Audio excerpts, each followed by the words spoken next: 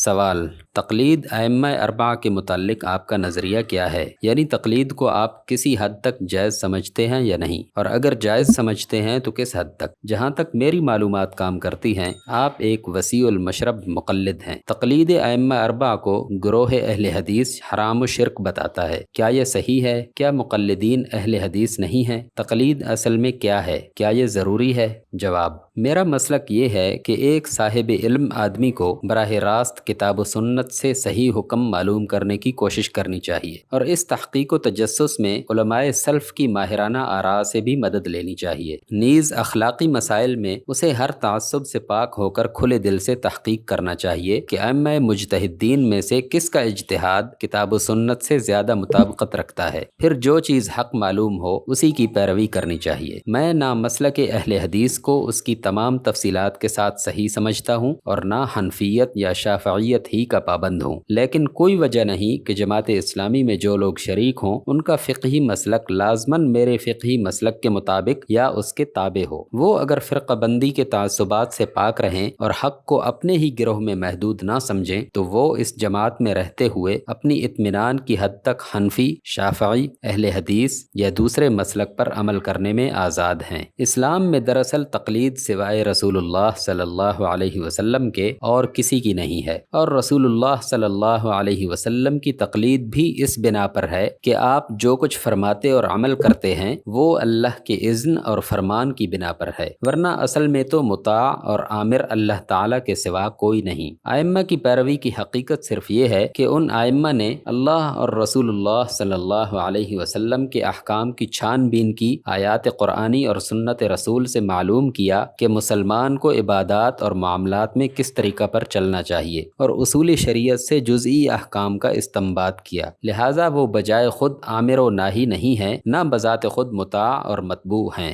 بلکہ علم نہ رکھنے والے کے لیے علم کا ایک معتبر ذریعہ ہیں۔ جو شخص خود احکام الہی اور سنت نبوی میں نظر بالغ نہ رکھتا ہو اور خود اصول سے فروع کا استنباط کرنے کا اہل نہ ہو، اس کے لیے اس کے سوا چارہ نہیں ہے کہ علماء اور ائمہ میں سے جس پر بھی اسے اعتماد ہو اس کے بتائے ہوئے طریقہ کی پیروی کرے۔ اگر کوئی شخص اس حقیقت سے ان کی پیروی کرتا ہے تو اس پر کسی اعتراض کی گنجائش نہیں، لیکن اگر کوئی شخص ان کو بطور خود آمر و ناہی سمجھے یا ان کی اطاعت اس انداز سے کرے جو اصل آمر و ناہی کی اطاعت ہی میں اختیار کیا جا سکتا ہے، یعنی ائمہ میں سے کسی کے مقرر کردہ طریقہ سے ہٹنے کو اصل دین سے ہٹ جانے کا ہم مانی سمجھے، اور اگر کسی ثابت شدہ حدیث یا صریح آیت قرآنی کے خلاف ان کا کوئی مسئلہ پایا جائے تب بھی وہ اپنے امام ہی کی پیروی پر اصرار کرے تو یہ بلا شبہ شرک ہوگا۔